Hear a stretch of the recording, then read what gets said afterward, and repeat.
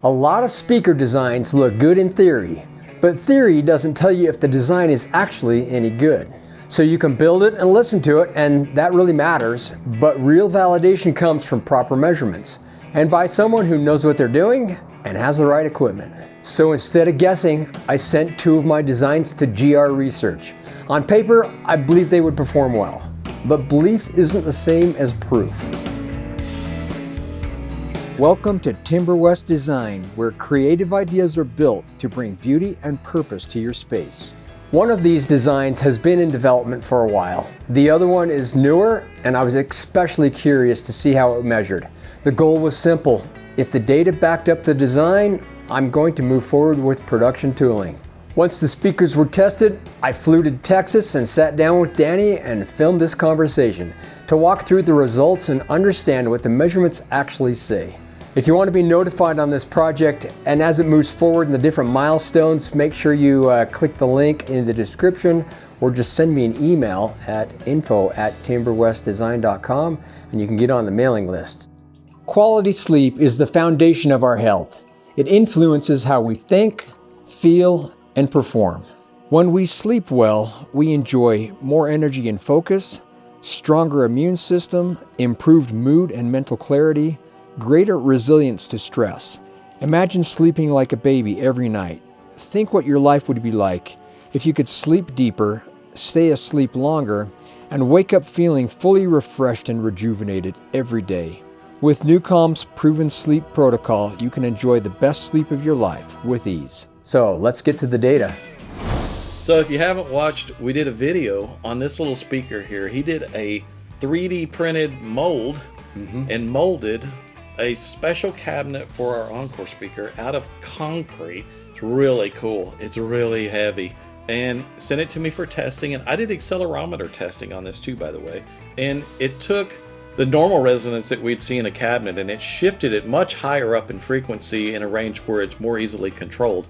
We could line a little no-res in there and there's nothing.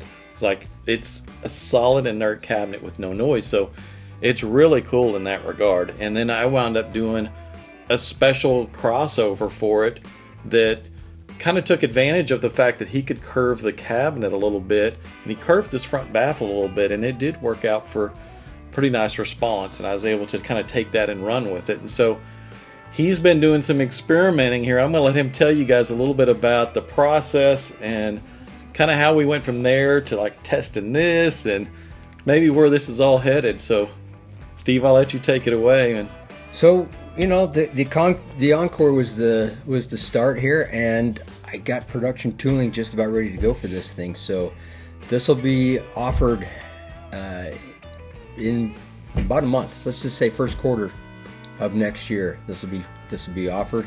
But we're playing with some new fun stuff like this one.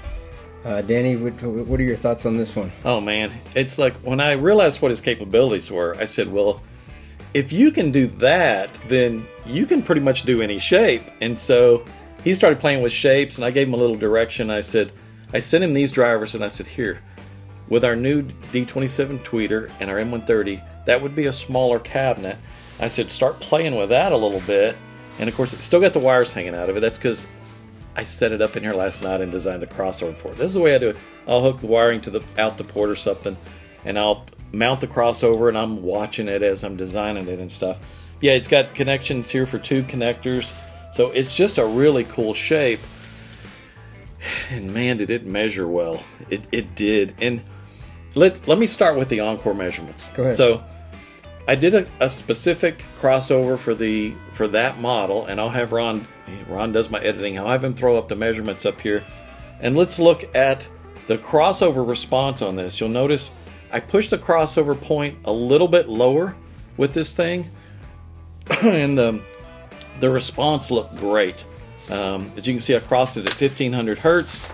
And then let's look at the horizontal off axis, and you can see it drops off pretty smoothly, but around 3K or so, there's always that little bit of a hump, and it's there with every single speaker that I ever measure with the tweeter, because as you turn it forward, there's reflections off of the sides of the cabinet. So as you turn it off axis, you're hearing the sound reflect off of that front surface and reflect forward, and it causes a little hump in that area.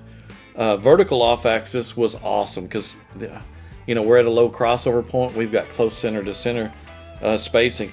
Spectral decay, unbelievably good. Let's look at the spectral decay on this thing. You'll notice, you know, similar to the standard Encore, it just plays and it stops. It's super clean. No ringing, no overshoot, no breakup, nothing.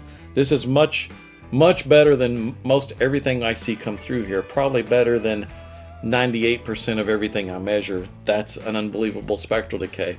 And then the impedance looked really good. So it's like, okay, this is fantastic.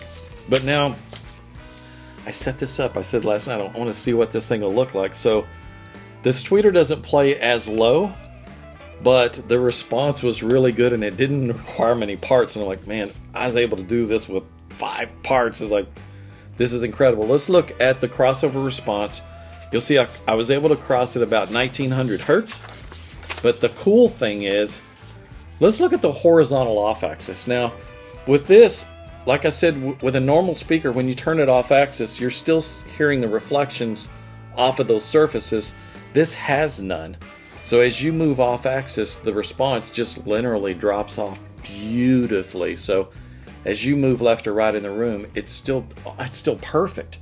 And then vertical off-axis, again, very similar. The acoustic centers are so close together that as you move up or down, you're not changing the time arrival between the two drivers very much, so it stays in phase over a really wide range. So the vertical off-axis looks unbelievably good. And then, of course, the spectral decay looks even better than that one. This is some of the cleanest spectral decay I've ever seen in a speaker. It just plays and it stops. And then he sent me some different port links to try, and I was able to try different port links. We'll throw one up there for you to look at. Again, nice balanced impedance, drops to like 5.6 ohms on the woofer end, and it's a little above 6 ohms there on the tweeter, and so perfectly balanced. And man, just it's incredible how well it holds consistency of the frequency response over a really wide range. And I've kind of said, look, this kind of opens things up. We could put a planar magnetic tweeter on here. We could put a planar magnetic tweeter with an open back on here. It's like, this shape really works. And so we're kind of getting a feel for it, and he's kind of testing the market. You guys maybe tell us what you think. You know, if you think, oh my goodness, you know, I want one of those, or hey, can you just send me one of these cabinets for an Encore? Or, you know, I think Steve's still kind of figuring out exactly which way he wants to go with it, but I think he's on to something really cool here. This is a cabinet that is just, it's solid. What'd you say this one weighs? Like, this is 32 pounds. 32 pounds. So this is 50 pounds. Wow. But this is thicker wall. Yeah, that's thicker wall, and man, I can tell it's 50 pounds when I pick it up to move it too. So, yeah, it's a great idea, and I think you know, whichever way he decides to go with some of this thing, with this direction with this thing, I think it's going to be really successful. No one else is really doing this. So yeah. Anything else you want to add? Well, it's not either or. It's most likely both. Right. We'll launch this one first. I've got the tooling for this one pretty much ready to go. Right. This is an experiment phase, and experimental mode. Yeah. Still playing with what components it's going to take, and changing components might change the size a bit. So, like I say, we'll have to potentially retool this one.